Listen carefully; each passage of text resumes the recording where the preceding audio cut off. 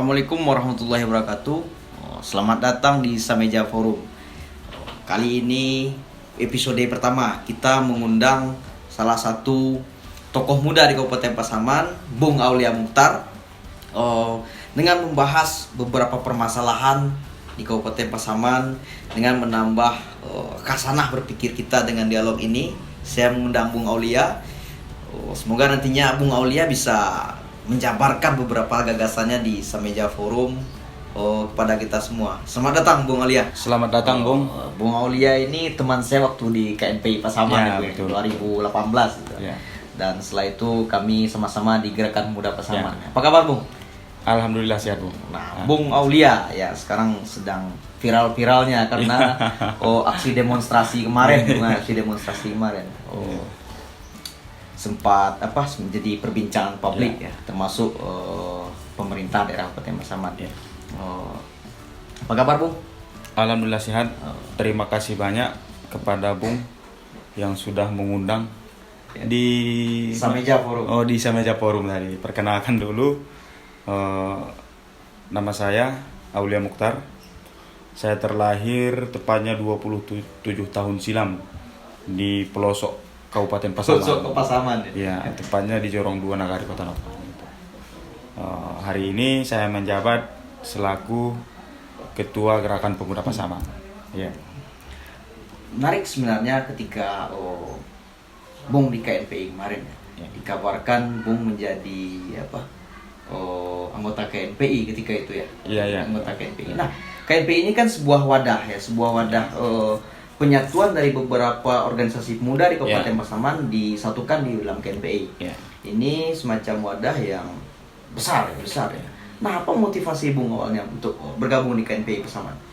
Iya, sebenarnya saya kan bukan ingin menjadi anggota sebenarnya. Saya ingin menjadi ketua KNPI. Bahkan menjadi ketua waktu itu kan ya. Saya ingin menjadi ketua KNPI waktu itu.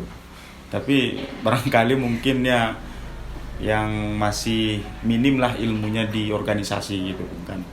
Jadi sudah saya pelajari yang ada di ADRT KNPI pun memang belum memungkinkan untuk jadi ketua KNPI karena ketua KNPI itu lahirnya dari organisasi OKP yang lain gitu kan. Jadi kita memutuskan untuk mengusung satu calon yang alhamdulillah lawannya tidak ada, dia aklamasi. Ya, aklamasi Bung Fatahudin Daulay. Fatahudin Daulay. Ya, nanti kita ajak juga Bung Fatahudin Daulay. Benar. Iya, betul. Itu. Setelah itu kita sama-sama di Gerakan Pemuda Pasaman. Ya. Sebenarnya ini sahabat saya. Tapi nantinya di Sameja Forum ketika kita menggali gagasan bisa saja nanti saya berdebat dengan sahabat saya ini seperti itu Bung ya. Iya. Silakan diminum kopinya Bung. Oh, siap. Nah, sahabat atau kawan-kawan Sameja, sebelumnya Bung kuliah di STIE Yapas itu. Di Yapas yang di Kabupaten Pasaman, saya lulusan tahun 2015. 2015. Ya, angkatan maksudnya gimana, Bung? Masuk kuliah tahun 2011. Tahun 2011. Ya, 4 tahun.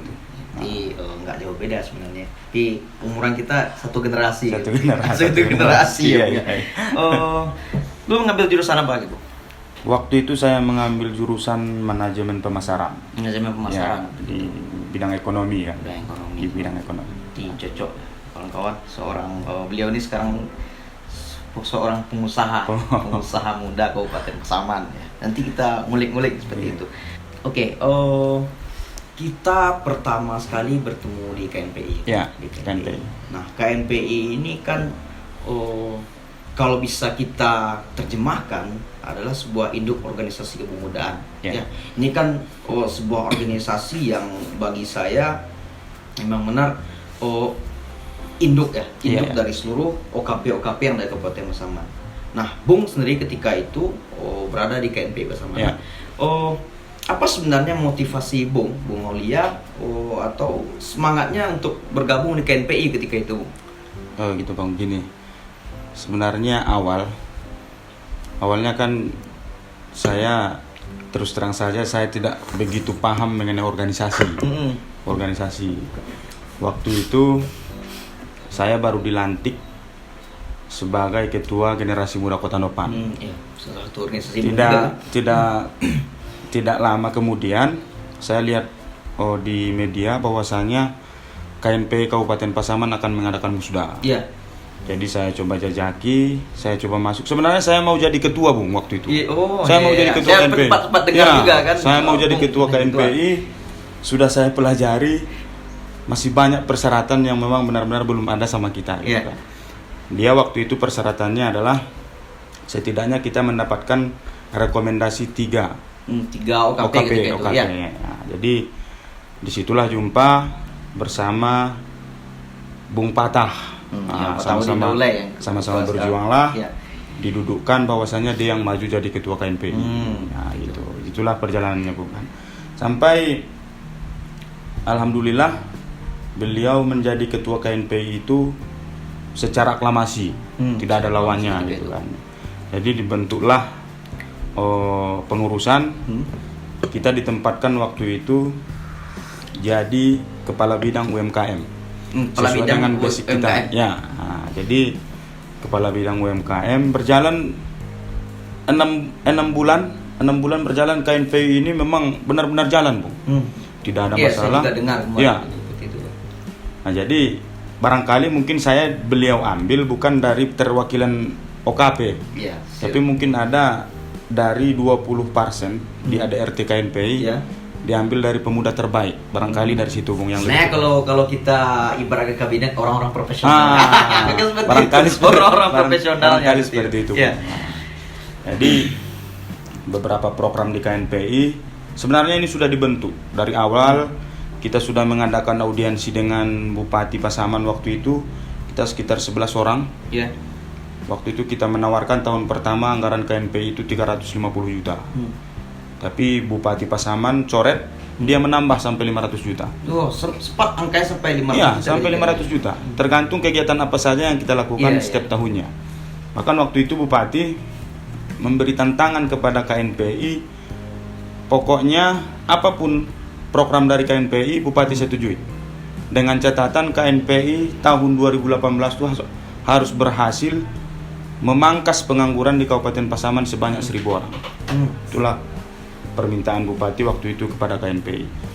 Silahkan mau dari dinas mana kalian buat program, saya setujui. Nah, jadi mendengar itu hasil dari audiensi dengan Bupati, tentu semangat kepengurusan ini bangkit. Ya. Jadi barangkali namanya pemuda dan juga organisasi, ada banyak persoalan sebenarnya yang ada di dalam itu. Barangkali Bung juga ikut di dalamnya. Sampai kita meminta waktu ketua 3 bulan lamanya, kita minta dia datang, kita minta internal KNPI ini segera diperbaiki gitu. Tapi inilah mungkin menjadi pembelajaran bagi kita. Dan kalau kita tidak di KNPI, barangkali mungkin gerakan pemuda Pasaman juga tidak hadir di Pasaman. Kita nggak ketemu juga kan? Kita nggak ketemu. Itu iya benar. Makanya setelah Bung ketika hengkang lah istilah bahasanya, hengkang dari KNPI, makanya terbentuk gerakan pemuda Pasaman dengan kawan-kawan lain. Nah, menarik ketika saya mendengar tadi ada sebuah deal angka dari Bapak Bupati. Ini memangkas pengangguran di Kabupaten Pasaman. Ini sebenarnya kalau saya memandang ini sebuah gagasan yang besar sebenarnya, gagasan besar. Nah, Bung ketika itu berada di wakil ketua di bidang UMKM atau bidang ekonomi. Apa sebenarnya ketika mendengar deal-dealan angka dari Bapak Bupati memangkas angka pengangguran 1.000 orang, apa yang Bung pikirkan untuk ke depan seperti itu? Menjawab tantangan apa kira-kira? Saya tidak hanya berpikir lagi waktu itu, Bung. Bahkan saya langsung gerak.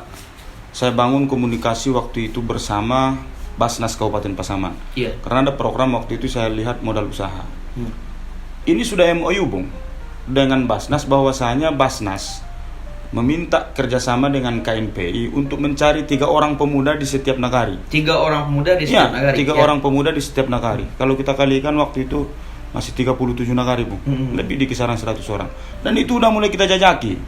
Dari Bonjol sudah ada nama-nama kita ini. Apa usahanya dia? Apa kendalanya? Itu sudah mulai kita petakan. Tapi barangkali mungkin itulah proses Bung ya. Nasib gerakan. Nasib gerakan seperti itu. Berarti kalau saya menangkap dari juga beberapa bacaan yang saya lihat proses KNPI kemarin, berarti ada hubungannya konflik antara anggota dengan ketua, bukan seperti itu? Ya, betul. Ya. Berarti kan di sini ketika ada konflik otomatis ada tidak beresan. Ya, betul. Ada tidak beresan. Apakah waktu membaca ketidakberesan KNPI tersebut, Bung langsung berpikir membuat gerakan pemuda Pasaman, apakah seperti itu awalnya? Oh tidak Bung, di awal kan kita mencoba memperbaiki internal KNPI seperti apa ke depannya yang lebih bagus. Yang pertama yang kita tidak sukai, kita hanya menuntut transparansi masalah keuangan KNPI. Karena kita sudah melakukan beberapa program seperti ada waktu itu penanggulangan bencana, sudah itu ada acara kebiar Ramadan yang ada di provinsi. Oh iya itu. Seterusnya kita minta waktu ketua waktu itu selama 3 bulan. Kita tunggu di Pasaman, bahkan beliau tidak ada respon sama sekali. Dia hanya beralasan belum ada waktu. Gitu.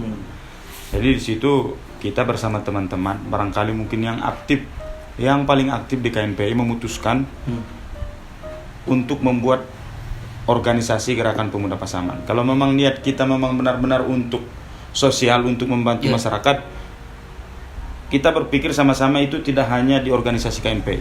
Di organisasi lain pun kalau memang benar-benar niat kita sama pasti bisa gitu. Itulah awal mulanya muncul Gerakan Pemuda Pasaman itu. Oh, kira-kira tahun 2018 ya? Gerakan Pemuda Pasaman ini tahun 2019. 2019, awal 2019. Ini di dalam Gerakan Pemuda Pasaman orang-orang yang pentolan KNPI atau banyak orang-orang baru sebenarnya, Bu? Gerakan Pemuda Pasaman. Sebenarnya munculnya Gerakan Pemuda Pasaman itu adalah yang mendirikan itu kalau tidak salah bersama teman-teman 10 orang. Itu memang asli dari kepengurusan KNPI semua, yang menyatakan sikap mundur secara berjamaah dari KNPI Kabupaten Pasaman. Gitu, Bung. Tapi ada desas-desus waktu hilangnya kepengurusan dari KNPI. Ada sebuah isu bahwasanya GPP ini tandingan dari KNPI. Apakah benar seperti itu? Iya, barangkali, Bung. Itu kalau tidak salah selama 6 bulan. Itu viral kali, Bung. Antara KNPI dengan GPP. Yang waktu itu sampai-sampai nama Patahudin Daulay dan juga Ulia Mukhtar CS. Jadi ada dua gerbong. Karena kita gini, Bung. Di KNPI kan kita mengetahui dan kita mempelajari ADRT KNPI. Ketika tidak beres atau ada internal, saya dengan teman-teman waktu itu memang ada niat untuk memusdalu. Berarti ketua. Mengganti ketua waktu itu. Mengganti ketua. Hanya saja ada permasalahan di KNPI Sumbar yang tidak menyetujui itu. Berarti niat dari kepengurusan KNPI Pasaman untuk istilahnya dalam tanda kutip mengkudeta ketua KNPI tidak disetujui oleh ketua KNPI Sumatera Barat. Tidak disetujui. Dan itu ada di aturan ADRT sebenarnya. Ketika disetujui oleh KNPI Sumatera Barat maka musdalup akan terjadi. Iya, waktu itu kan kita sudah mendapatkan 29 tanda tangan dengan pernyataan mosi tidak percaya dari seluruh OKP 29. Waktu itu yang terdaftar di Kabupaten Pasaman OKP sebanyak 42. 42 OKP ketika itu. Di ADRT kan dia 50 tambah 1. Berarti kita sudah bisa melakukan musdalup gitu. Itu sudah kita lengkapi sebenarnya. Nah, ini kembali lagi, Bung ya. Saya ada waktu kemarin sebelum dialog ini membuka riwayat digital atau membaca beberapa literatur di Facebook ataukah di tulisan-tulisan mengenai pemudaan dari senior-senior. Untuk ketika mengganti ketua KNPI, apakah Bung waktu itu ingin menjadi ketua juga di KNPI? Waktu itu saya tidak berniat untuk menjadi ketua. Hanya saja saya menginginkan ketua itu diganti. Ya, itu dasarnya sebenarnya. Iya, dia kan dalam artian kita mengadakan musdalup bukan berarti kita yang ingin menjadi ketua, tidak. Sudah nanti musdalup, baru nanti ada tahapan untuk pemilihan ketua baru. Tapi hal itu tidak bisa ini juga kan, tidak bisa pasti ada waktu itu ketika isu itu berkembang, Bung tahu juga kan. Iya. Ketika seandainya Bung Fatahudin digulingkan, dia Mukhtar yang diketua KNPI. Gitu. Memang isu itu sebenarnya beredar demikian. Karena mungkin kawan-kawan atau media melihat barangkali mungkin kegigihan kita seperti apa untuk itu. Dan juga kawan-kawan seperjuangan yang waktu itu juga menginginkan demikian. Kita sebenarnya tidak pernah meminta untuk jadi ketua KNPI gitu. Tapi mungkin dari perjalanan semuanya mereka menilai demikian gitu. Istilahnya netizen dan media. Apalagi netizen di Facebook. Facebook. Betul Bung. Nah, GPP. Gerakan Pemuda Pasaman. Lahir kalau saya bisa kalau saya boleh mengartikannya, lahir ketika orang-orang di KNPI ini tidak merasa tidak puas dengan organisasi KNPI, maka hadirlah GPP. Nah, GPP ini sebenarnya visi dan misi ataupun arah tujuannya kemana sebenarnya, Bu? GPP. Sebenarnya kan kita menginginkan terbentuknya GPP ini adalah memang di awal tuh ingin mengadakan bakti sosial, yang mana organisasi ini memang benar-benar bermanfaat untuk masyarakat. Poin yang pertama. Yang kedua adalah kita mau mencari pemuda seluruh Kabupaten Pasaman yang memang benar-benar mempunyai kemampuan, mempunyai potensi untuk kita gabungkan nanti di GPP, dan apa arah untuk mencari misalnya nanti dia mempunyai potensi di bidang ini. Nanti baru kita diskusikan dengan rapat, nanti kita ajak kerjasama dengan dinas-dinas terkait yang ada di Kabupaten Pasaman. Nah, waktu 2019 GPP mengadakan sebuah kegiatan di SMA 1 Padang Gelugur ketika selamanya. Temanya kalau kami tangkap di sini, peran pemuda untuk meningkatkan wirausaha muda di Kabupaten Pasaman. Nah, itu targetnya waktu itu anak SMA betul? Anak SMA. Gagasannya ketika itu? Waktu itu kan kita sempat sebelum kita ke acara, sebelum kita persiapan acara, kita diskusi sama teman-teman. Kita melihat di Kabupaten Pasaman banyak sekali siswa SMA yang sudah selesai, dia itu putus. Dia tidak bisa melanjutkan ke perguruan tinggi. Mungkin barangkali kendala di modal lah, atau mungkin keuangan atau ekonomi keluarganya gitu. Jadi maksud kita, Bung, mengadakan istilahnya dialog terbuka dengan SMA, anak-anak SMA, biar mereka tidak berkecil hati. Kalau seandainya mereka tidak bisa menyambung ke perguruan tinggi, mereka masih mempunyai masa depan di bidang wirausaha. Itu makanya kita coba berdialog sampai kita datangkan waktu itu HIPMI. HIPMI Sumbar ketika HIPMI Sumbar, Himpunan Pengusaha Muda Indonesia waktu itu. Kita melihat skill-skill dari adik-adik kita, apa yang bisa dia lakukan ketika dia tidak bisa. Ini kita fokuskan ketika siswa yang tidak bisa melanjutkan ke perguruan tinggi. Tidak berkecil hati, daripada dia pergi merantau, ke daerah tetangga atau kemana itu, lebih baik kita istilahnya mencari usaha yang memang benar-benar dia itu mempunyai skill di sana gitu. Itu sebenarnya harapan kita waktu itu. Kegiatan ini kan cukup memunculkan apresiasi, betul. Baik itu dari HIPMI Sumbar, setelah itu dari bahkan tokoh-tokoh Pasaman cukup mengapresiasi betul. Kayak kita lihat datanya. Apakah tidak ada merambah ke sekolah-sekolah yang lain sebenarnya dengan program yang sama? Sesudah kita selesai melakukan yang ini, kita sudah membangun komunikasi sebenarnya dengan pemerintah daerah. Pemerintah daerah, kita mau mengadakan event ini, tempatnya di Kota Pasaman di Lubuk Sekaping, yang tergabung dari 5 sekolah, SMK, SMA dan MAN gitu. Ada 5 yang kita data waktu itu. Mereka sebenarnya sudah ACC, Bung. Sudah ACC, sudah memberikan tempat, sudah memberikan fasilitas kepada kita KPP waktu itu kan. Tapi seiring berjalannya waktu, di pas kita persiapan, inilah yang melanda kita. datanglah COVID-19 yang mana untuk kegiatan yang Iya. keramaian itu dibatasi gitu. Itu sebenarnya yang menjadi kendala untuk hari Di kelanjutan dari Iya. yang acara di Padang Iya. Bogor ya. Iya. Yang di Kabupaten Pasaman. Nah, secara umum masalah yang yang perlu kita sikapi bersama di dunia kemudaan ini, salah satu poinnya apa, Bung? Masalah umum yang harus diselesaikan secara secepat mungkin. Iya. Gitu. Apa kira-kira? Saya lihat seperti ini, Bung. Pemuda Kabupaten Pasaman hari ini dalam kondisi tidak baik-baik saja. Bung berani mengatakan seperti Ya, itu? saya berani Ya. mengatakan seperti itu. Karena saya tidak mau berbicara di daerah lain. Contoh di daerah saya Rau. Ya. Di daerah saya Rau, saya melihat masih banyak pemuda hari ini yang mabuk-mabukan, main judi, narkoba, Bung. Ketika saya telusuri, saya tanya, apa sebenarnya yang menjadikan mereka seperti itu? Mereka tidak mempunyai kegiatan. Mereka tidak mempunyai kegiatan fokus, atau mungkin kegiatan setiap harinya menghilangkan fokus mereka terhadap hal-hal yang tidak benar ini. Pemuda Kabupaten Pasaman hari ini tidak dalam keadaan tidak baik-baik. Jadi Bung, statement seperti itu bisa Bung Iya. tanggung jawaban sebenarnya. Iya. Gitu loh. Nah ketika pemuda, kalau Bung sebut tadi dengan istilahnya tidak baik-baik saja, Iya. berarti ini kan memang ada sebuah masalah. Iya, Seperti betul. yang tadi. Di dunia pemudaan atau gerak organisasi pemuda, tentu kita tidak bisa lepas dari namanya negara. Ya, betul. Tidak bisa lepas dari namanya negara.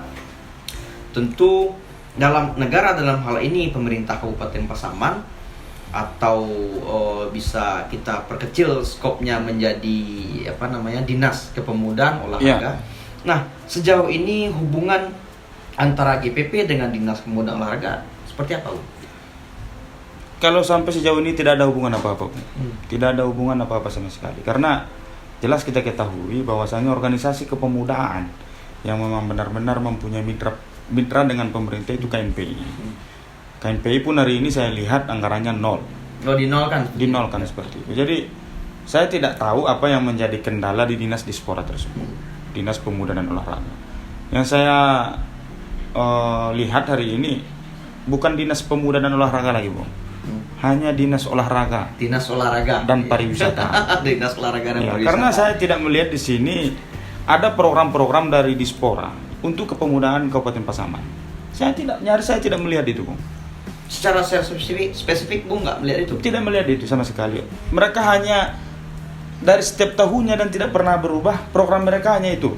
Yang pertama pengadaan bola, yang kedua pengadaan kostum. Itu saja yang mereka adakan setiap tahunnya. Apa salahnya mereka munculkan program? Kalau misalnya belum bisa untuk menyeluruh Kabupaten Pasaman, setidaknya buat satu program percontohan untuk kepemudaan yang ada di Kabupaten Pasaman. Misalnya mereka tunjuk kok di daerah mana gitu. Istilahnya memang benar-benar membina pemuda tersebut, dan pemuda itu jauh dari perbuatan-perbuatan yang memang merugikan gitu. Seperti judi, narkoba, ganja gitu, mabuk-mabukan. Itu sering kita temukan, apalagi daerah Pantirau itu. Yang takutnya, yang paling sedihnya, Bung, anak-anak yang tingkat SMA, tingkat SMP, bahkan tingkat SD itu ikut-ikutan. Karena melihat abangnya demikian, dia juga tidak ada takutnya. Berarti itu sudah kondisi sosialnya seperti itu. Iya, betul. Nah, menarik ya ketika kita berbicara masalah pemuda, kita kaitkan dengan pemerintahan, dalam hal ini Dispora. Ya. Saya menangkap tadi ada sebuah narasi, ya. Ada sebuah narasi bagaimana Dispora ini, ketika Bung katakan tadi, tidak lagi menjadi Dinas Pemuda, Olahraga dan Pariwisata, tapi ada semacam perangai memotong pemuda, berarti menjadi Dinas olahraga dan pariwisata, seperti itu. Nah, ini saya tangkap ada sebuah kekecewaan sebenarnya. Iya, betul, Bung. Kepada Dinas Pemuda Olahraga. Seperti apa, Bung? Karena sama-sama kita ketahui, Bung, ini kan zaman bonus demografi untuk Indonesia. Yang seterusnya adalah pemuda di Pasaman itu mempunyai banyak skill. Banyak potensi, banyak kemampuan. Bahkan saya melihat yang lebih aktif memperhatikan pemuda itu adalah bukan Dispora, tapi saya melihat yang lebih aktif memperhatikan pemuda itu adalah Dinas Perindustrian dan Perdagangan Ketenagakerjaan. Iya, karena saya lihat setiap tahun program-program pelatihan yang ada di BLK seperti menjahit. Ya, BLK ya. Sudah itu perabot, ada yang otomotif gitu. Itu rata-rata umurnya itu dari 35 tahun ke bawah. Jadi saya melihat dengan kepala mata saya sendiri ya Bung ya. Saya melihat BLK itu lebih hebat gitu mendidik karakter pemuda di Pasaman daripada di Spora. Iya, kemarin juga tahun 2019 ada juga pelatihan di sini dari ya. Berarti ada sebuah kita bilang ketimpangan tidak ya, tapi semacam kelucuan dalam tanda kutip ya. Betul. lebih diperhatikan dari bidang lain daripada bidang pemudaan seperti itu. Nah, waktu sekretaris daerah ketika itu kan sekretaris daerah diundang, kalau tidak salah saya Bung masih di KNPI ketika itu ya, mendapat penghargaan Bung dari ketua KNPI Sumbar, mendapat penghargaan. Pasaman ini kabupaten yang sangat pro pemuda sekali. Ya, saya juga heran Bung. Saya yang tergabung di dalam, saya juga heran, terkejut saya melihat penghargaan tersebut. Saya tidak tahu kajiannya dari mana sampai Kabupaten Pasaman mendapatkan penghargaan tersebut. Itu, tapi barangkali saya tidak mau terlalu jauh komen lah soal penghargaan itu. Kita juga lihat juga waktu Sekda Pak Saleh Nasution. Pak Saleh Nasution dipanggil ke Padang kan, bikin penghargaan, penghargaan. Saya juga secara pribadi awalnya juga cukup bahagia juga, tapi kena nah, ketika Bung ya, kita tadi sudah banyak berbicara masalah pemudaan dan analisa ke depannya seperti apa. Nah, langkah awal sebenarnya yang harus kita lakukan di Gerakan Pemuda apa untuk tahun 2021 sebenarnya. Ini kan sudah akhir tahun dan kita harus ke depan itu adalah milik kita seperti itu. Betul. Sebenarnya seperti ini Bung. Saya tidak menginginkan di awal itu, saya tidak pernah memikirkan bahwasanya pemuda itu yang dibilang aktif adalah ketika pemuda yang melakukan kegiatan sosial, bakti sosial seperti itu. Ada kegiatan setiap tahunnya itu.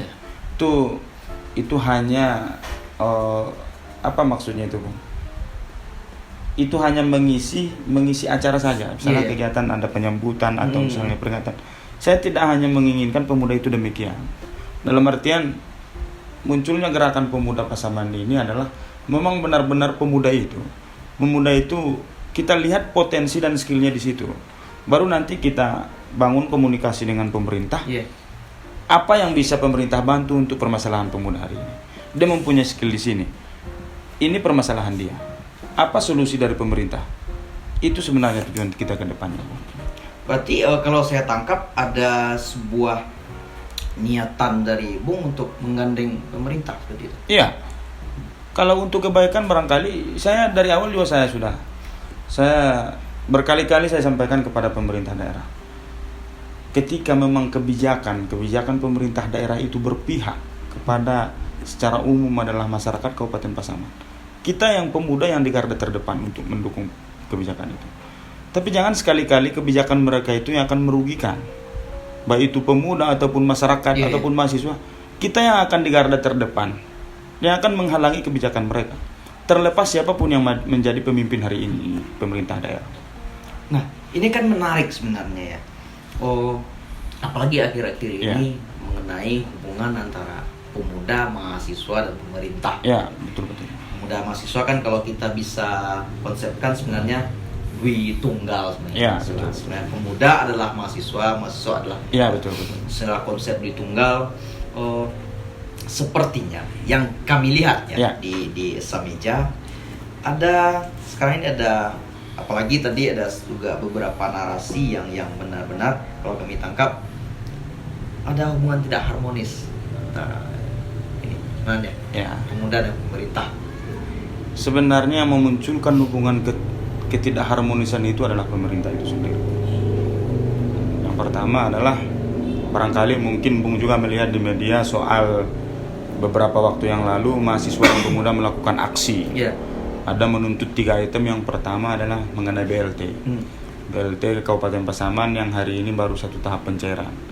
Seterusnya kita menuntut mengenai beasiswa dari Basnas. Oh iya. Ya, beasiswa dari Basnas yang hari ini dihapuskan untuk tingkat SMA dan juga mahasiswa. Seterusnya kita menuntut mengenai BPJS gratis yang katanya habis kuota. Mungkin yang lagi viral-viralnya hari ini adalah itu. Iya, saya juga lihat. Iya, iya. Oh, tapi seperti ini itu nanti kita akan Ya. bahas. Tapi apakah semacam kekecewaan tersebut? Saya melihatnya sebagai kekecewaan dari pemuda dan mahasiswa pada pemerintah. Rasa kecewa tersebut apakah bisa kita artikan kekecewaan seluruh pemuda mahasiswa Pasaman kah, ya? Atau kekecewaan beberapa golongan pemuda saja sebenarnya? Sebenarnya Bagaimana Bung menyikapinya? Itu sebenarnya pada dasarnya itu adalah bukan kekecewaan pemuda. Kita bergerak itu dari bawah. Kita melihat yang pertama adalah keresahan masyarakat. Ketidakadilan itu sudah tidak ada lagi. Kita lihat ada kecemburuan sosial yang ada di bawah mengenai penerima BLT yang dari kabupaten dan juga pusat provinsi itu. Ada semacam debat ini, dan seolah-olah memang masyarakat yang terdata di BLT kabupaten itu dirugikan. Ya dirugikan karena sampai hari ini baru 1 tahap penerimaan, Bung. Yang dari kabupaten. Yang provinsi 3 tahap. Yang negari ada yang 4, ada yang 5 tahap. Ada yang 6 juga. Apalagi yang pusat, Bung. Yang pusat udah tahap berapa 7. ini ya? Udah sampai tahap 7 penerimaan gitu kan. Kita munculnya dari sana. Jadi kita coba diskusi dengan teman-teman pemuda dan juga mahasiswa. Kita putuskan untuk melakukan aksi untuk menyampaikan aspirasi masyarakat tersebut. Nah, gitu. Kalau kita lihat fenomena di Kabupaten Pasaman, demonstrasi ini kan sebenarnya sebuah barang langka. Iya, betul. Demonstrasi sebuah barang langka sebenarnya di Kabupaten Pasaman. Terakhir itu waktu pemuda atau mahasiswa dan masyarakat Dua Koto kan isu tambang ya. Isu tambang itu kan isu yang isu daerah mereka, atau bisa dibilang permasalahan sektoral yang mereka lihat. Tapi tahun 2020, apalagi dengan ada sebuah kita bilang fenomena Omnibus Law Omnibus Law yang ini mencetuskan demonstrasi di Kabupaten Pasaman. Nah, ketika saya berdiskusi dengan teman-teman yang lain juga di Padang, Pasaman timbul api sekarang. Dalam tanda kutip ya, Bung ya. Pasaman timbul api. Berarti entah kalau kita kaji kan apakah mahasiswa ini kan pulang seluruhnya. Mahasiswa banyak di Kabupaten Pasaman dan persatu, makanya ada demonstrasi. Tapi ini adalah sebuah kalau kami kaji adalah sebuah sebuah narasi yang hebat. Bahwasanya pemerintah dalam tanda kutip pemerintah daerah harus berhati-hati dengan mahasiswa. Bagaimana, Bu? Sebenarnya kalau kita coba menolak lupa ya, dari 20 tahun silam memang fungsi pemuda sebagai social control itu dianggap sebelah mata oleh pemerintah daerah. Seperti usulan-usulan untuk percepatan pembangunan itu tidak diindahkan sama sekali. Jadi seolah-olah mereka beranggapan bahwasanya yang mahasiswa itu adalah di bawah kendali mereka hari ini. Kenapa demikian? Karena orang tua dari si anak yang statusnya mahasiswa masih menginginkan anaknya itu nanti bisa bekerja di pemerintahan daerah hari ini gitu kan. Jadi apapun yang menjadi permasalahan, apapun yang menjadi persoalan di Kabupaten Pasaman, mahasiswa ini tidak bergerak lepas. Bisa kita tangkap ada sebuah ketakutan. Nanti ketika melakukan gerakan tidak diterima. Apalagi yang waktu aksi yang pertama masalah isu Omnibus Law. Sebenarnya kan ini kan isu nasional. Ini isu nasional sebenarnya. Bahkan saya mendengar dari kawan-kawan ada perintah dari pemerintah bahwasanya yang statusnya honor kontrak itu dilarang ikut aksi. Oh, berarti ada narasi seperti itu? Iya, ada. Ada narasi seperti demikian. Ada juga sampai saya mendengar ada sebanyak 6 orang kontrak yang diputus gitu. Itu pun saya tidak tahu kebenarannya. Saya masih mendengar isu-isu seperti itu di lapangan, Bung, gitu. Jadi apa fungsi ketika pemerintah hari ini tidak bisa dikritik atau barangkali menghambat ini? Sebenarnya kan kalau mereka berpikir, Bung, aksi ini atau demonstrasi ini adalah untuk mengkritik, untuk menjadikan pemerintah ke depan menjadi yang lebih baik, kan itu sebenarnya. Tapi entah apa yang terpikir oleh pemerintah hari ini, seolah-olah ketika ada pemuda dan mahasiswa yang melakukan aksi, mereka beranggapan seolah-olah mereka itu adalah gagal dalam pemerintah itu. Jadi itulah, Bung, kalau di daerah Kabupaten Pasaman kan. Ya berarti kita tahun 2020 memang kita apresiasi ya pergerakan pemuda dan mahasiswa. Aksi Omnibus Law yang kemarin juga sebuah gerakan yang saya yakin ini adalah gerakan yang benar-benar murni gitu. Akan yang murni dari bawah, atau bisa kita bilang grassroots atau rumput. Tapi dalam tanda kutip masih ada beberapa orang yang mengatakan ini adalah gerakan didomplengi sebenarnya. Bagaimana Bung menyikapi itu? Itu, Bung. Sebenarnya kan aksi pertama itu kan ada 2 versi. Yang satunya adalah dari mahasiswa. Yang kedua itu adalah ada pemuda dan mahasiswa. Dengan hari yang sama kan? Dengan hari yang sama. Sebelumnya juga kita sudah bincang-bincang dengan mahasiswa waktu itu. Kita ingin menyatukan persepsi untuk menyatukan gitu. Biar kita sama-sama, biar rame sama-sama satu tujuan lah gitu. Tapi mungkin dengan keadaan waktu atau barangkali waktu yang terlalu mepet gitu kan, kita memutuskan di sana untuk ya sudahlah, karena kita juga teklab juga sudah kita ini gitu, Bung, kan. Jadi kita jalan sendiri-sendiri. Yang mahasiswa di depan rumah dinas, kita langsung ke kantor DPRD gitu. Soal menunggangi, kalau saya pribadi, Bung, kalau menurut saya tidak ada yang menunggangi. Hanya saja mungkin karena ada 2 versi, yang satu mahasiswa dan pemuda, jadi isu itu digiring gitu. Seolah-olah yang ini ada yang menunggangi. Barangkali mungkin mereka melihat yang mengadakan aksi itu ada beberapa orang yang terlahir memang benar-benar dari partai politik gitu, atau mungkin ada yang statusnya, apalagi hari ini kan pilkada, ada yang statusnya sebagai tim sukses, tim pemenang. Saya memang apresiasi kepada adik-adik mahasiswa yang memang idealisnya itu terjaga. Tapi bagi saya adalah ketika memang tujuan itu satu, saya tidak mengurusi dia itu lahirnya dari mana, apa kepentingan. Saya tidak mau terlalu jauh memikirkan misalnya nanti saya ikut aksi, ada kepentingan saya di dalamnya.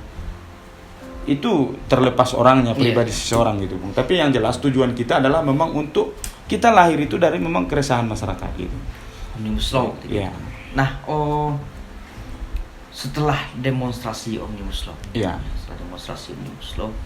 Sekitar 2 minggu setelahnya lahirlah sebuah gerakan pemuda gitu. Saya juga cukup terkejut sebenarnya. Cukup ada kejutan di dalam pikiran saya. Ada demo mengenai BLT, BPJS dan beasiswa seperti itu. Dan ya Bung sudah jabarkan tadi kan, sebenarnya BLT setelah kami telusuri memang benar-benar sekarang ini menimbulkan konflik. BLT, apalagi kasus BPJS, ditambah lagi beasiswa. Nah, di kami tim Sameja sebenarnya melihat ini adalah sebuah gerakan yang sebenarnya ketika ada sebuah gerakan seperti itu, ada sebelumnya dialog sebenarnya. Iya, betul. Ya, kalau kami lihat. Nah, apakah sebelum demonstrasi itu ada dialog dengan pihak terkait sebenarnya, Bu? Ada Bung, kita melakukan audiensi bersama Basnas dan juga Dinas Sosial. Iya. Sebenarnya kita sebelum kita melakukan audiensi, kita juga tidak mau memutuskan untuk demo. Tentu kita dulu mencari. Berarti demonstrasi bukan salah satu pilihan alternatif ketika itu? Bukan. Ya. Bukan. Pilihan pertama adalah yang pertama kan kita melihat di media. Mungkin dari barangkali kawan-kawan dari wartawan terus menyampaikan bahwasanya BLT Kabupaten Pasaman itu baru satu tahap pencairan. Iya, satu tahap. Tentu kita tidak semena-mena memakan mentah-mentah berita tersebut. Sebagai pemuda yang intelektual ataupun yang di dalamnya ada mahasiswa dengan kajian akademisnya gitu kan.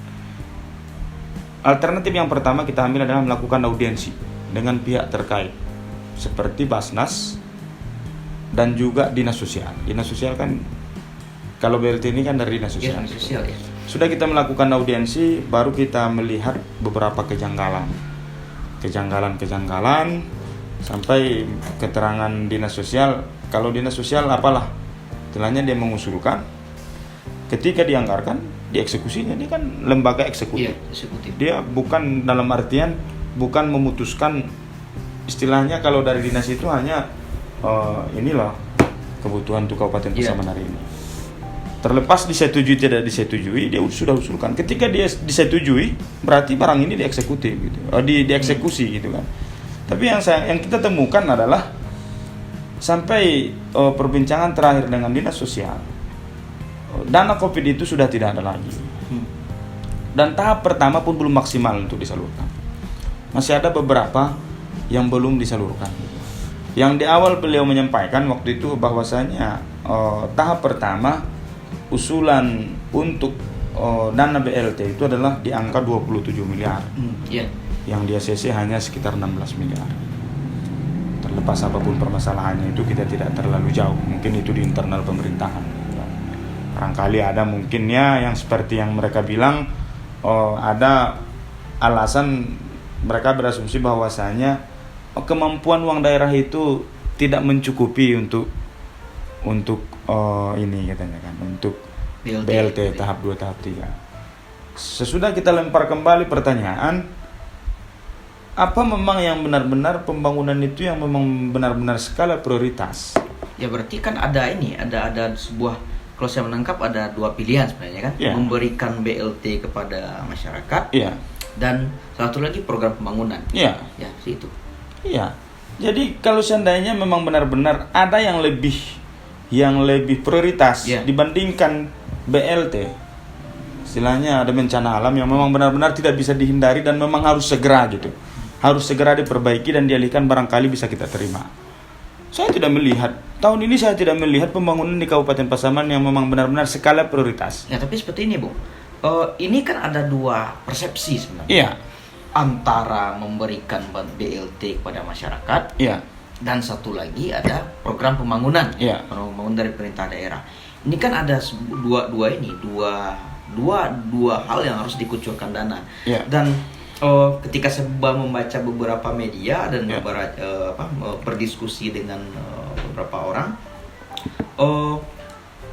ketika pemerintah mengadakan kegiatan pembangunan, bagi pemerintah itu sebuah prioritas, gimana kira? Gini Bung, kalau kita kalau misalnya kita kembali ke belakang, di awal Covid, Jokowi telah menginstruksikan kepada seluruh kabupaten kota yang ada di Indonesia untuk memangkas 50% anggaran di setiap kedinasan untuk dana penanggulangan Covid-19. Penanggulangan kan? Terlepas itu pencegahan dan juga memberi bantuan kepada yang terdampak Covid. Berarti dalam artian kalau kajiannya adalah yang menjadi prioritas hari ini adalah Covid. Covid, dan memang ini harus dianggarkan. Anggaran ini ada. Terus di akhir sudah tokok palu perubahan, kita melihat anggaran Covid hilang. Dialihkan ke berbagai pembangunan fisik seperti jalan atau barangkali jalan usaha tani atau apalah itu gitu kan. Itu yang kita tanyakan. Apakah memang itu yang dalam artian memang prioritas sampai-sampai dana Covid ini mereka bisa mengalihkan gitu kan. Jadi maka itu salah satu namanya menjadi targetan demonstrasi juga. Iya, betul.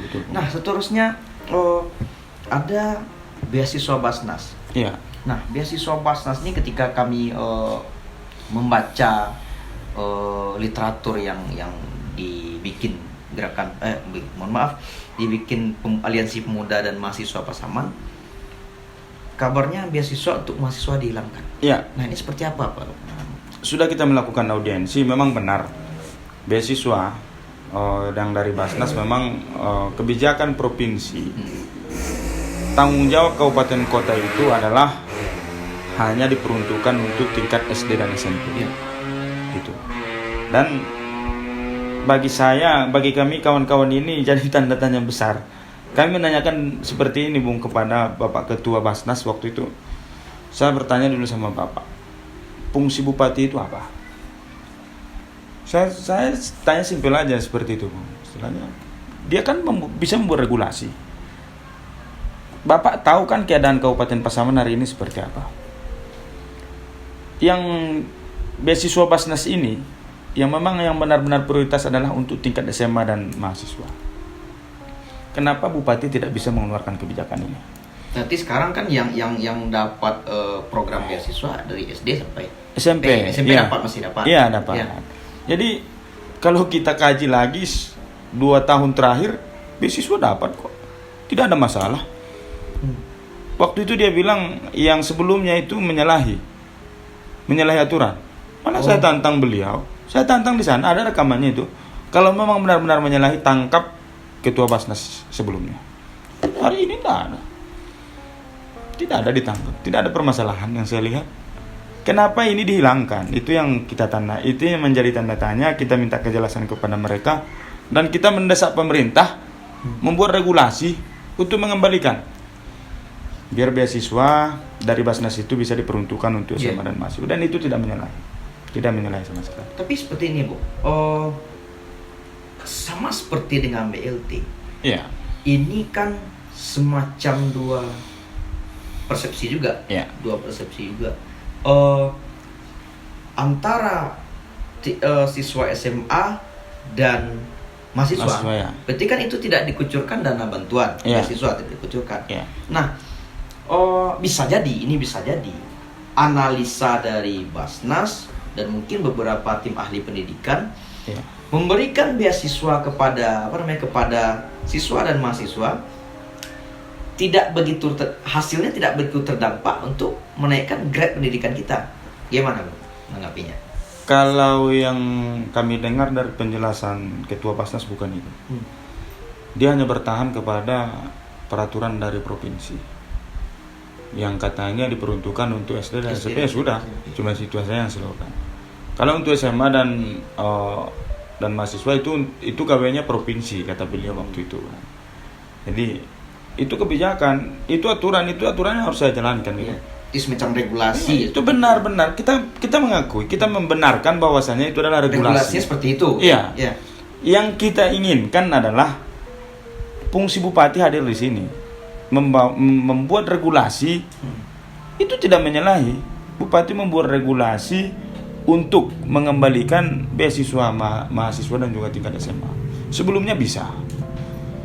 Dan mahasiswa berharap, dia juga kuliah berharap bantuan dari Basnas. Tahu-tahunya sekarang dihapuskan. Malah banyak yang terancam terputus. Berarti ada kasus mahasiswa yang awalnya dapat beasiswa Basnas. Iya. Sekarang dengan diputusnya ada kasus yang mahasiswa ini berhenti kuliah. Kalau saya lihat, Bung, tidak sedikit adik-adik mahasiswa, terutama yang dari daerah Rawa ya. Iya. Mungkin yang barangkali dia menganggap kita dekat, mempertanyakan hal ini. Kenapa, Bang? Kok bisa kami berharap setiap tahunnya ada lo bantuan dari beasiswa Basnas? Hari ini sudah dihapuskan, tidak ada lagi. Berarti memang mengenakan efek dari proses pendidikan mereka. Betul, gitu. Betul, Bung. Sama dengan yang di sini ada kalau kampus di Pasaman kan ada 2. Pas dengan STAI. Ya. Mereka itu kalau sebelumnya mendapatkan beasiswa terikat namanya. Beasiswa terikat. Iya, yang setiap semesternya dibiayai penuh oleh Basnas Kabupaten. Kalau tidak salah saya datanya waktu itu sekitar 150 orang. hari ini sudah dihapuskan. Padahal saya lihat luar biasa programnya itu, Bung. Dalam artian ingin meningkatkan SDM. Iya, apalagi sekarang Kabupaten Pasaman indeks pembangunan manusianya di Nomor 2 terbawah ya, gitu kan. terendah, Di bawah kita Mentawai. Ya. Seperti itu. Iya, Terus ya. lanjut, Bung. Nah, jadi tentu untuk mendapatkan beasiswa ini pun kita kan tidak berharap seluruh mahasiswa yang ada di Kabupaten Pasaman. Iya, iya. Tentu dengan regulasi, spesifikasi ya, mahasiswanya kan. misalnya dalam artian ya ada mungkin persyaratan-persyaratan yang harus dipenuhi, mahasiswa yang berprestasi, mahasiswa kurang mampu gitu. Yang program yang dari Basnas itu untuk yang ya pas dengan stay itu cukup ini, Bu. IPK-nya itu tidak boleh di bawah 3,5. Ya, istilahnya ada standar juga Ya. kan, standar Kalau juga. di bawah 3,5 mereka hapuskan. Mereka hapuskan. Yang kedua adalah saya melihat dia itu sejalan dengan visi misi bupati. Basnas menagih setiap minggunya hafalan Quran untuk yang mendapat beasiswa. Minimalnya 5 ayat dalam 1 minggu. Jadi kan visi misi bupati sejalan yang mengatakan bahwasanya mewujudkan masyarakat sejahtera, berbudaya dan agamis. Itu yang saya lihat. Tapi kenapa hari ini mereka hapuskan itu gitu? Nah, ini kan erat kaitannya dengan pendidikan sebenarnya. Iya. Kalau kita boleh membaca sebenarnya dalam dalam pemikiran etalase kepemudaan. Apalagi kita sudah buka tadi mengenai indeks pembangunan manusia di Kabupaten Pasaman. Ya, entah kapan kita merangkak ke posisi papan tengah. Sekarang nggak bisa. Kita masih kalau di klub bola itu kan papan bawah. Kan kalau ketika klub bola papan bawah tidak masih ini juga di degradasi seperti itu. Nah, indeks pembangunan manusia sangat kaitan erat dengan proses pendidikan. Ya, betul. Nah, sebenarnya tidak beranjak dari papan bawah indeks pembangunan manusia kita atau IPN, apa yang Bung tangkap, permasalahan apa yang sebenarnya terjadi? Dia semuanya kan mempunyai keterikatan sebenarnya, Bung. Dari kedinasan yang hari ini juga permasalahan yang kita tuntut itu mempunyai keterikatan terhadap pembangunan indeks manusia yang ada di Kabupaten Pasaman. Yeah. Saya kemarin juga pernah berdiskusi dengan beberapa kepala dinas. Apa yang memang benar-benar mereka harus munculkan di Kabupaten Pasaman gitu. Tapi saya melihat menyelesaikan program dari pemerintah pusat saja mereka kesulitan. Apalagi ingin menciptakan program baru di Kabupaten Pasaman yang memang benar-benar secara umumnya mereka mengetahui, gitu kan. Jadi saya berpikir ini Pasaman kapan majunya gitu. Kalau hanya cara berpikir mereka hanya sebatas itu. Yang kedua, ketika pemerintah pusat mengeluarkan dana, memberikan dana ke pemerintah kabupaten, malah mereka kesulitan gitu. Kesulitan program apa yang mau dijalankan gitu. Bahkan pernah beberapa tahun sebelumnya defisit anggaran gitu. Dikembalikan lagi uang ke negara kan. Bagi saya itu terlalu bodoh lah bagi saya itu. Karena saya berhak menyampaikan demikian karena mereka di sana kita kan yang gaji gitu. Kita kasih fasilitas lengkap, kita berikan ya barangkali apa yang mereka butuhkan kita berikan gitu kan. Bahkan untuk melayani kita saja, untuk melayani masyarakat, mereka lebih banyak membuat anggaran untuk belanja rutin mereka sampai di angka 60%. Gitu. Hanya 40% diperuntukkan untuk masyarakat. Ketika masih gagal, ketika masih tidak jalan, bagi saya mereka terlalu tidak pantas lah menduduki yang itu sekarang. Berarti ini termasuk salah satu tidak bergeraknya angka IPM kita masih di bawah itu. Nah, kita lanjut kepada BLT, beasiswa Basnas, dan terakhir BPJS. Ini seperti apa sebenarnya, Bu? Ini juga ketika kami turun ke bawah mengadakan riset, ini cukup isu yang dalam tanda kutip seksi juga di masyarakat seperti itu. Ini sebenarnya membuat kami terlalu bersemangat untuk menuntut sebenarnya salah satunya adalah BPJS gitu. Karena sama-sama kita ketahui sekitar 5 bulan yang lalu DPRD Kabupaten Pasaman dengan lantangnya menyampaikan waktu itu bahwasanya adalah pembangunan kantor DPRD dengan penggunaan 20 miliar dibatalkan untuk dana mengatasi permasalahan yang ada di BPJS hari ini. Baru 5 bulan loh, 20 miliar. Coba bayangkan itu. Sudah itu kami melihat dari ini pembangunan gedung DPR masih lanjut. Dengan anggaran mungkin yang sedikit dikurangi di angka 3,5 miliar. Dan bahkan permasalahan BPJS mulai muncul gitu kan.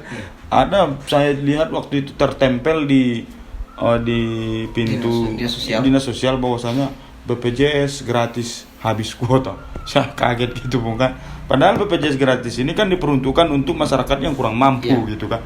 Jadi apa keadilan lagi untuk masyarakat kita kalau demikian? Nah, berarti ada masalah, apakah permasalahan ini yang Bung lihat yang masalah BPJS, apakah sebenarnya permasalahan dana atau manajemen sebenarnya? Dana, Bung. Saya lihat dana. Nah, jadi pas kita aksi kemarin, Bapak Kepala Dinas Sosial itu menyampaikan bahwasanya untuk BPJS, alhamdulillah katanya untuk bulan ini akan rampung dan tidak ada lagi permasalahan mengenai kuota gratis. Itu sudah dimusyawarahkan, mereka sudah rapat, katanya itu sudah selesai. Kita tunggu aja, Bung. Kita tunggu. Nah, ini menarik sebenarnya ya, ketika pemuda dan mahasiswa di Kabupaten Pasaman, kita juga apresiasi juga, apresiasi dengan benar-benar melakukan istilah dalam tanda kutip social control, social control dan istilahnya kalau di kampus itu kan mahasiswa agen perubahan gitu. Cukup melaksanakan perannya demikian, mulai dari Omnibus Law sampai ke isu yang 3 tadi. Tapi ada yang janggal sebenarnya. Waktu demonstrasi masalah BPJS, BLT dan beasiswa, masanya tidak sampai 100 orang. Iya, betul, Bung. Nah, ini gimana ya, Bung? Jadi ketika ini juga menjadi isu yang dalam tanda kutip viral ya, Pasaman. Jadi ada yang mengatakan, ada yang menganalisa seperti ini dan analisanya Bung Aulia Mukhtar sebagai koordinator lapangan gagal mengkonsolidasi massa. Apakah benar seperti itu, Bung? Oh, gini, Bung. Jadi saya luruskan. Memang waktu itu kami hanya 40 orang. 40 orang. 40 Tapi orang. Saya juga ngeri juga lihat 40 orang. 40 orang. Yang pertama adalah kenapa masanya hanya 40 orang? Waktu itu seluruh mahasiswa mengadakan UTS. Mereka ujian pas di hari yang sama. Ada juga sebagian adik-adik dari mahasiswa menganggap bahwasanya seruan aksi itu adalah ada yang menunggangi. Memang benar ya, sebenarnya ada yang menunggangi. Yang menunggangi adalah kepentingan. Ada yang menunggangi. Kepentingan masyarakat Kabupaten Pasaman. Itu sebenarnya yang menunggangi aksi tersebut. Jadi kata Tan Malaka waktu itu harus terbentur dulu baru terbentur. Terbentur baru terbentur. Sudah selesai aksi, rupanya adik-adik yang dari mahasiswa ini tidak tinggal diam. Sebenarnya mereka terus melakukan komunikasi, duduk ngopi gitu kan. Mereka mengkaji permasalahan-permasalahan yang dituntut oleh pemuda dan mahasiswa ini. Mereka sebenarnya gini, bahkan yang korlap kemarin yang dari mahasiswa sampai nelpon gitu. Saya memang waktu itu, Bung, saya tidak dalam artian saya tidak menghubungi mahasiswa siapapun tidak. Saya coba gitu kan. Saya mau melihat adik-adik ini sampai batas mana sih sebenarnya idealisme mereka. Kalau memang benar-benar mereka murni idealismenya itu, pasti tergerak hatinya. Pasti tergerak gitu kan. Rupanya mereka kaji ini, Bung. Tuntutan kita mereka kaji. Memang mereka melihat di bawah, mereka melihat di masyarakat, memang ini yang terjadi, gejolak ini gitu kan. Sampai mereka menyampaikan waktu itu apresiasi juga kepada adik-adik. Kalau seandainya tidak tuntas tanggal 6, barangkali besok ya. Nanti besok ya? Iya, besok. Kami dari mahasiswa bersedia. Kita samakan persepsi, kita duduk bersama, kita padati kantor bupati untuk aksi jilid 2 kata mereka. Itu sudah disampaikan oleh mahasiswa keseluruhan. Iya, saya juga lihat waktu aksi kemarin ya. 40 orang. Iya, 40 orang. 40 orang dan ketika kami mencermati gerakan Bung yang 40 orang kemarin kan yang gerakan Omnibus Law sebelumnya. Ya, betul. Bukan terlepas dari gerakan yang mahasiswa satu lagi. Berarti kan dari awalnya Omnibus Law pecah dua kan. Pecah dua, satu dari gerakan aliansi mahasiswa dan pemuda Pasaman, satu lagi aliansi mahasiswa Pasaman. Nah, itu. Dan seperti Bung katakan tadi, waktu demo menuntut tiga hal ini minim sebenarnya. Bung menyadari seperti itu minim masa itu. Saya menyadari, Bung. Bahkan di awal saya sudah sampaikan sama teman-teman, ketika memang niat sama untuk masyarakat, saya memprediksi waktu itu paling sedikitnya 300 masa untuk terjun. Iya, untuk terjun. Tapi namanya banyaklah, Bung, orang-orang yang tidak bertanggung jawab mungkin yang menggiring isu demikian itu segala macam itu. Tapi saya menyadari, saya meyakini adik-adik mahasiswa itu adalah orang-orang yang sudah pintar, sudah tahu membaca situasi, sudah tahu memilah mana yang baik dan mana yang tidak baik gitu. Jadi berangkatnya dari sana, ya kami juga tidak patah semangat. Sebenarnya untuk aksi itu adalah aksi itu dibilang sukses bukan tergantung jumlah masanya, tapi tuntutannya sampai dan disetujui. Kan itu sebenarnya tujuan aksi kita. Jadi sudahlah, istilah dalam artian ada permasalahan-permasalahan internal yang ada mahasiswa menganggap bahwasanya aksi ini ditunggangi seperti ini, kepentingan ini. Kita sudah coba jelaskan. Berarti sebelumnya, sebelum teklab atau teknik lapangan di dalam mengkonsep aksi tersebut, Bung sudah mengajak sebenarnya, sudah melakukan konsolidasi ke. Ada beberapa, tapi tidak keseluruhan. Mungkin di situ juga kelalaian kita, Bung, kan. Ada beberapa yang sudah saya ajak, ada dari mahasiswa. Jadi alasan mereka terakhir adalah memang ya sudahlah, Bang, lanjutlah dulu. Untuk selanjutnya nanti baru sama-sama kita duduk. Mungkin barangkali mereka menganggap mereka itu datangnya di tengah jalan, bukan dari awal gitu. Jadi saya juga dengan konsep itu. Jadi satu kelompok ini diajak, mereka merasa diajak di pertengahan. Itu sebenarnya. Kalau saya lihat tujuan sama, Bung. Tidak ada istilahnya dalam artian memang ini benar-benar keresahan masyarakat kita. Mahasiswa juga sudah mengetahui itu semua gitu kan. Tapi barangkali karena ini kita sudah mungkin beberapa kali duduk dengan teman-teman, baru kita ajak mereka. Jadi mereka merasa mereka dirinya di tengah jalan. Tak mungkin lah nanti ketika mereka gabung yang sudah kita rencanakan ini bisa ini gitu kan. Jadi untuk aksi pertama ini diputuskan, mereka juga memutuskan silakan, Bang. Untuk aksi kedua nanti kita sama-sama kita bahas, kita kaji semuanya, baru kita turun bersama. Saya dengar ada sebuah kekecewaan yang mendalam dari Bung sebenarnya ketika adik-adik ini tidak teman-teman mahasiswa tidak mau bergabung. Apakah benar seperti itu, Bung? Benar, Bung. Di awal memang saya sedikit kecewa sama adik-adik yang barangkali adik-adik ini sudah saya anggap sebagai adik saya sendiri, Bung, kan. Karena setiap ada waktu luang kita sering ngopi gitu kan. Waktu itu saya coba memberikan 3 poin tuntutan ini kepada mereka.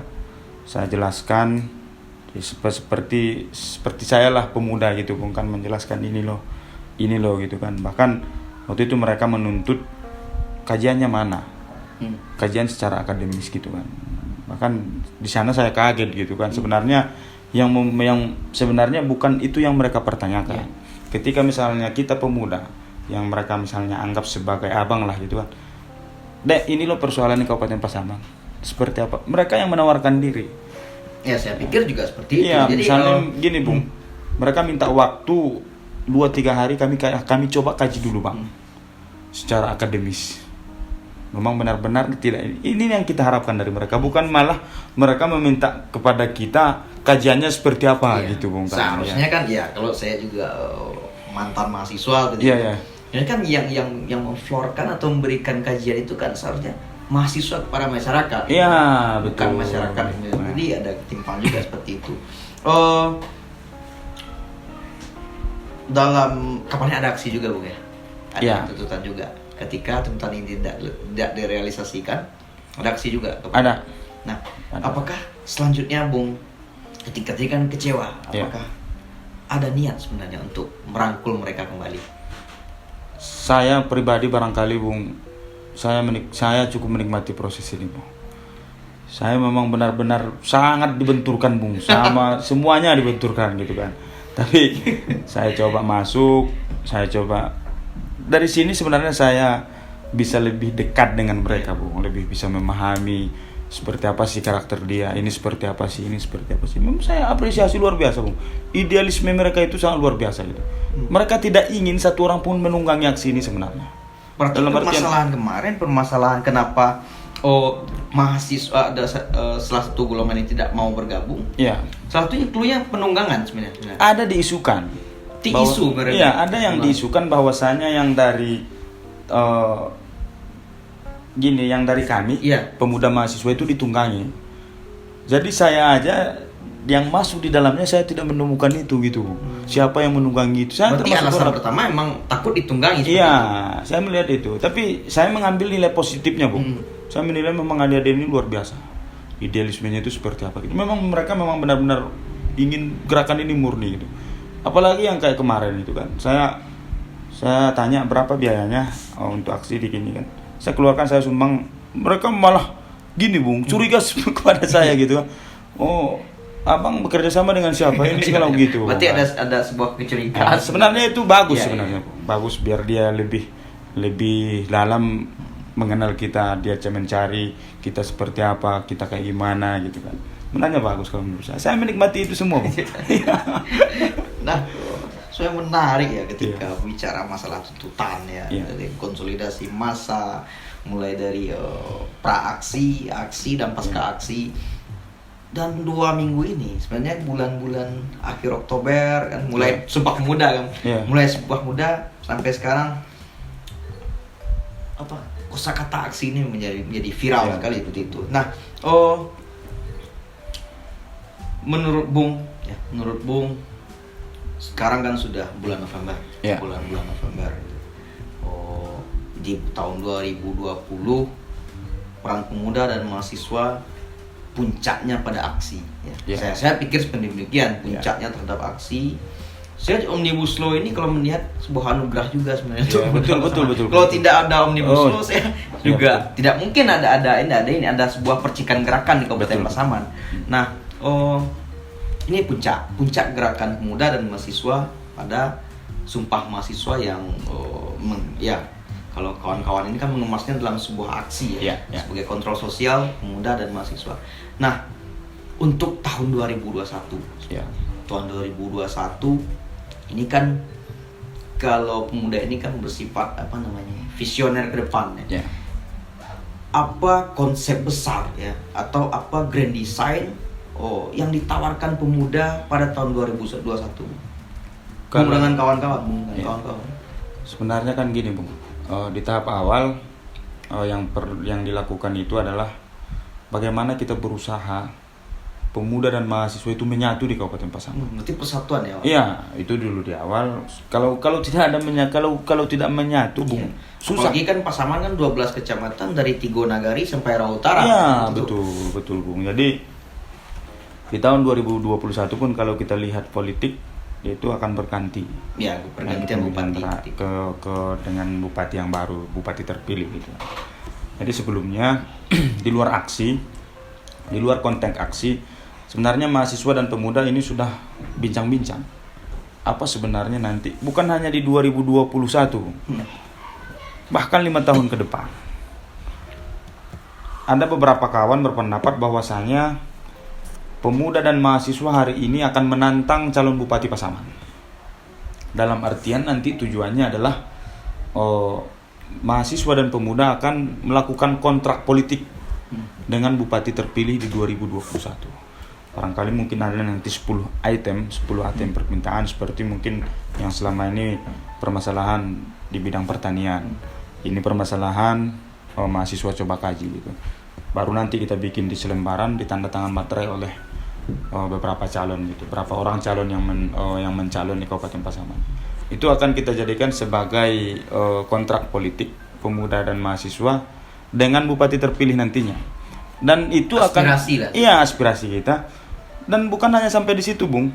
Kita menginginkan bahwasanya usulan dari pemuda dan mahasiswa ini, usulan dengan kajiannya, itu nanti akan dimasukkan di RPJMD selanjutnya. Nah, salah satunya apa, Bung? Yang pertama, kami di sana yang sudah coba ini menyelamatkan hasil produksi pertanian. Berarti pertanian ya. Satu, yang kedua adalah mendirikan pabrik pelet. Pabrik pelet ikan. Ya, Nah, menarik sebenarnya gagasan pemuda. Pasaman dalam 5 tahun terakhir penghasil bibit ikan terbesar di Sumatera Iya. Barat. Ini tercatat juga di buku Pasaman dalam angka, Iya, tercatat iya. juga. ya, Nah, ketika pabrik pelet tidak ada Kabupaten Pasaman cukup dalam tanda kutip lucu juga. Iya. Nah, ini salah satu tuntutan Bung nanti seperti itu. ya. Itu item pertama itu memang itu Pabrik mendirikan pelet. pabrik pelet. Karena dia terikat dengan petani jagung, Iya, iya. terikat dengan yang lumbung padi dengan dedaknya dia gitu kan. Yang kedua adalah petani ikan akan diuntungkan dengan harga gitu. Padahal pabrik pelet itu tidak begitu besar biaya untuk mendirikan pabrik pelet. Hanya di angka 3 sampai 4 miliar. Kenapa 3 sampai 4 miliar sebenarnya. Kenapa pemerintah tidak mampu bekerja sama dengan BUMD mereka? Itu nanti akan kita kaji semua itu. Misalnya pendirian pabrik pelet. Kita bikin langkah-langkah. Jadi nanti tidak ada alasan mereka untuk menolak ini. Kalau mahasiswa dan pemuda kan ada kajian akademisnya. Iya. Kita pelajari dulu pendirian pabrik pelet. Item pertama, misalnya keuntungan. Apa keuntungan untuk masyarakat? Yang kedua misalnya apa yang menjadi kendala untuk pendirian pabrik. Kalau saya melihat, Bung, yang menjadi kendala tidak berdirinya pabrik pelet di Kabupaten Pasaman itu adalah karena ketidakpedulian pemerintah. Berarti Perhatiannya kurang. sebenarnya. Iya. Ataukah ada hal lain? Mereka selalu beralasan bahwasanya ada semacam popan yang tidak bisa didatangkan di Kabupaten Pasaman. Itu sebenarnya salah. Popan ini semacam zat sebenarnya. Iya, gizi. Ya, untuk percepatan pertumbuhan ikan. Kalau seandainya ada dalam artian kepedulian, ada perhatian mereka, apa yang tidak bisa mereka lakukan? Mereka penguasa kok. Masa mereka dikalahkan oleh pengusaha? Lucu kan? Jadi sebenarnya mereka yang membuat kebijakan. Gitu. Jadi salah satu itemnya di sana. Dan itu kita tidak dalam artian kita tidak memberi waktu lama. Kita hanya minta tuntutan ini tahun pertama harus berdiri. Itu sebenarnya tuntutan yang kita mainkan. Sudah itu produksi. Hasil produksi pertanian seperti padi. Yang kita lakukan riset di atas 2000 ton sekali panen Pasaman. Iya, Pasaman ya. Iya. Dan itu padi Pasaman dioper ke Payakumbuh atau kemana, yang keluarnya beras Solo. Itu diperjualbelikan lagi di Pasaman. Petani itu dirugikan.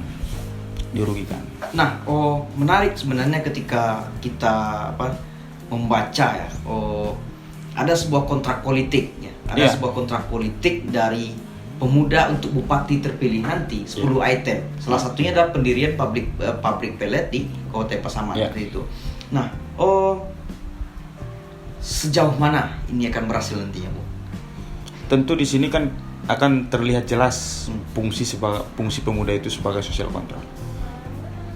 Nanti kita misalnya ini pasti akan kita adakan debat antara calon bupati dengan mahasiswa dan pemuda. Jadi dibikin semacam forum aspirasi seperti itu. Ini kontrak politik dari mahasiswa. Gimana yang calon bupatinya? Setuju tidak? Ketika setuju tanda tangani di atas materai dengan tuntutan, misalnya nanti bukan tuntutan sih, istilahnya semacam aspirasi dari pemuda untuk membantu pemerintah dalam percepatan pembangunan. Kan ini sebenarnya ini, Bung. Misalnya dalam tahun ini target sekian. Kita bukan hanya misalnya pendirian pabrik pelet di Pasaman 1 tahun. Kita tidak seenak itu aja bilang 1 tahun. Tentu dengan kajian yang matang secara akademis dan secara sosial juga. Iya, betul, Bu. Jadi ketika nanti tidak berhasil, kita menuntut balik. Kita kan kontrak politik.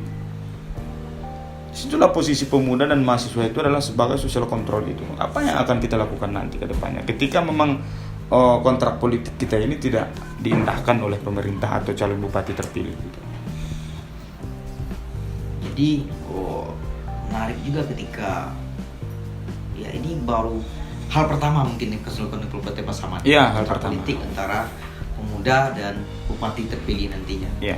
Oh, menarik Bung. Iya. Dari awal kita berbicara masalah konflik di KNPI sampai kepada Iya. gagasan ke depan ya. Iya, iya. Dari Bung Aulia, sahabat saya juga seperti itu. Terima kasih Ya, atas sama-sama. kedatangan Bung di Sameja Forum. Semoga apa yang kita bincangkan tadi jadi hasil ya. Untuk khasanah berpikir kepemudaan Kabupaten Pasaman. Dan sekian agenda kita bersama Ketua GPP Gerakan Muda Pasaman, Bung Aulia Mukhtar. Ini adalah program pertama, sebagaimana yang saya katakan tadi, inilah program pertama kita. Dan tentu ada tamu-tamu spesial saya nantinya di Sameja Forum. Nantikan. Wassalamualaikum warahmatullahi wabarakatuh. Wah.